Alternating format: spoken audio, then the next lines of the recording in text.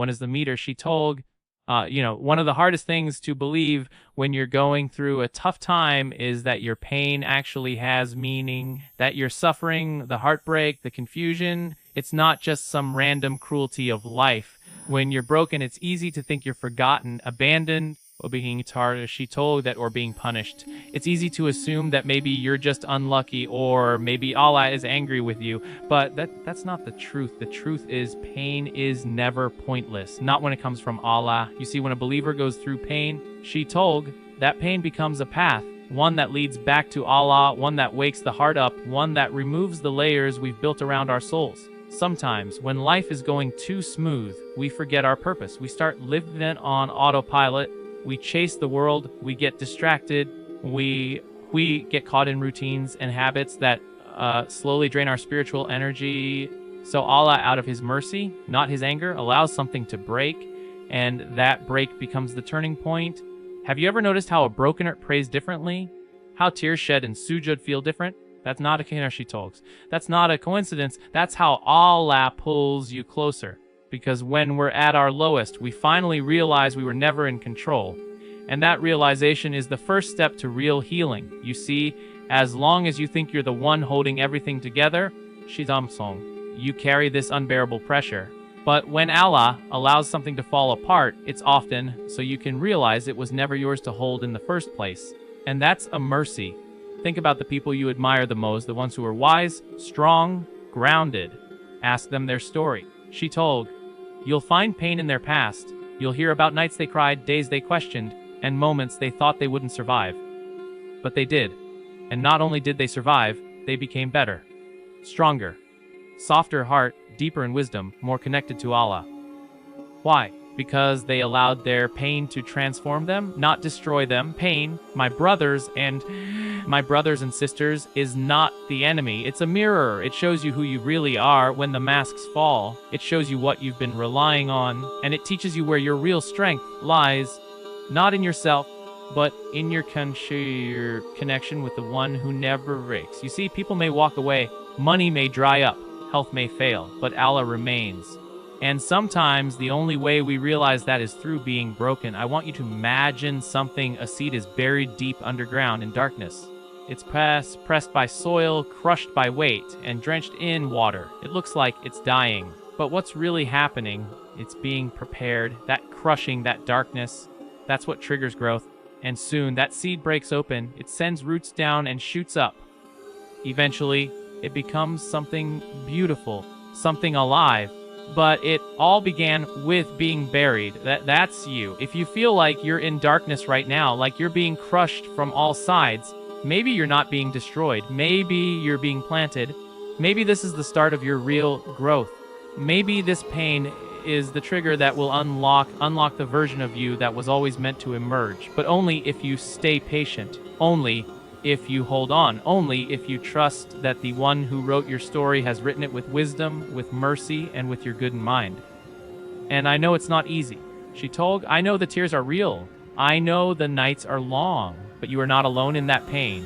Allah is with you in ways you cannot imagine. Every heartbeat of pain you feel, every sigh you release, He knows it. And He doesn't let it go to waste. She told, the Prophet A told us that no pain afflicts a believer, not even the prick of a thorn, except that Allah expiates some of their sins. Imagine that. Even the smallest discomfort isn't wasted in the sight of Allah. So how could your big pain, your deep hurt, be meaningless? It's not. In fact, in Sayash Cham, she told me, the moment might just be the thing that brings you closest to your Creator. Some people discover Allah through blessings, others through hardship. Both are signs of His love. But there's a sweetness in finding Him through tears, because when the world fades and only He remains, you begin to taste what true peace feels like. And when you rise from that place of brokenness, with a heart stitched together by Decker, with eyes washed in Tawbah, and with hands lifted in Dua, you are stronger than you were before, not because the pain disappeared, but because you discovered what it taught you. So don't rush to escape your difficulty. Don't numb it. Don't run from it. Sit with it. Reflect. Ask yourself what Allah might be showing you. Maybe He's detaching you from something that was destroying your soul. What is the meter? She told. Maybe he's opening a door you couldn't see because you were too busy chasing something temporary. Maybe he's calling you back in the gentlest way by allowing the world to hurt you so you remember that it was never your home. And here's the most beautiful part. Your pain might be the reason someone else finds hope. When you heal, when you rise, when you speak your story, you become a lantern for someone else sitting in the dark. So hold on. Don't give up on your life. It's not over. Not when all I was still writing. She told my Fechipolg. What you're facing now might just be the beginning of something far more beautiful than you imagined. This pain is not the end. It might just be the beginning of your return to peace.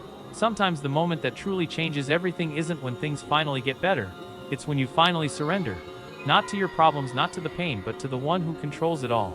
That moment when you raise your hands in the middle of the night and say, Wa Allah, I can't do this without you. That is when real healing begins. Not when the storm ends, but when your heart finds calm despite the storm still raging. We often think surrender means weakness. That letting go is giving up. But in reality, it's the most powerful thing a believer can do. Because when you surrender to Allah, you're not giving up the fight. You're letting the one who never loses take over. That's not weakness. That's wisdom. It's strength that comes from knowing your limits and trusting in a Lord who has none. I've seen people fight battles for years, silent battles. The kind that no one claps for. The kind that don't show on the outside. And they keep pushing, thinking they can carry it all, until eventually they collapse. And in that collapse, they find the strength to kneel. And in that kneeling, they find peace. Because in that moment, they finally let Allah in. Not just into their life, but into their burden. When your heart is heavy and your soul is tired, sometimes the most powerful thing you can say is, Ya Allah, you take over. Because your Rabb knows the weight you carry. He knows the nights you cry into your pillow. He knows the smiles you fake during the day. And he is not absent, but he waits for that moment when you finally return to him completely. That moment when you stop trying to control what was never in your control to begin with.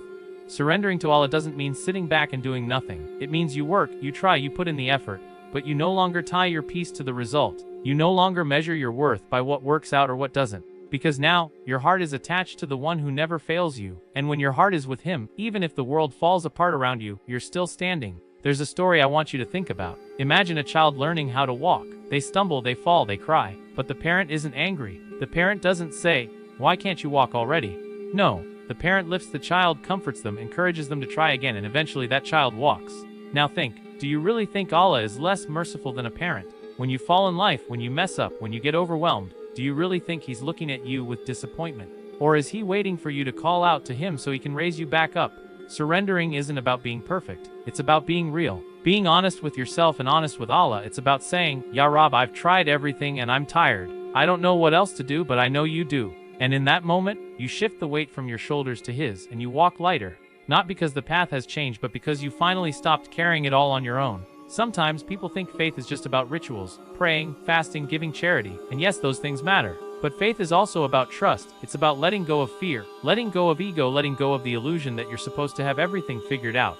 Because the truth is, you were never meant to have all the answers. You were meant to rely on the one who does.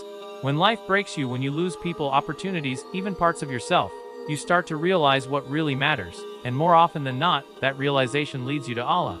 Suddenly, the job you thought you needed doesn't matter as much. The people whose approval you used to crave don't matter as much. What matters is peace, and peace doesn't come from outside. It comes from knowing you are in the hands of a Lord who sees you, hears you, and will never let you fall without a reason. I want you to think about the ocean for a second.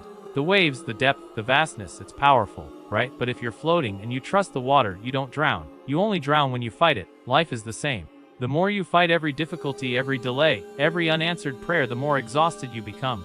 But when you float, when you trust the one who controls the waves, you don't drown, you rise. And I know, trusting isn't easy, especially when you've been hurt. Especially when you've waited for so long and nothing seems to change. But remember, this delay is not denial. Silence is not absence. Sometimes Allah withholds because what you're asking for isn't ready, or you're not ready. And that delay becomes a mercy you only recognize later when you look back and realize, Subhanallah, he saved me from something I thought I wanted. So I ask you right here, right now, what are you carrying that you need to surrender? What pain, what fear, what expectation are you still holding on to? Is it time to let go? Not to give up, but to hand it over to Allah, to finally say, you know what's best, I trust you. Because when you surrender your brokenness to Allah, He doesn't just leave you there. He rebuilds you, better, stronger, wiser. He doesn't return to you what was lost. He gives you something greater, something eternal. And all of it starts with one sincere, silent moment of turning to Him fully and saying, why Allah, I leave it all to you. I choose you over control. I choose peace over panic. I choose faith over fear.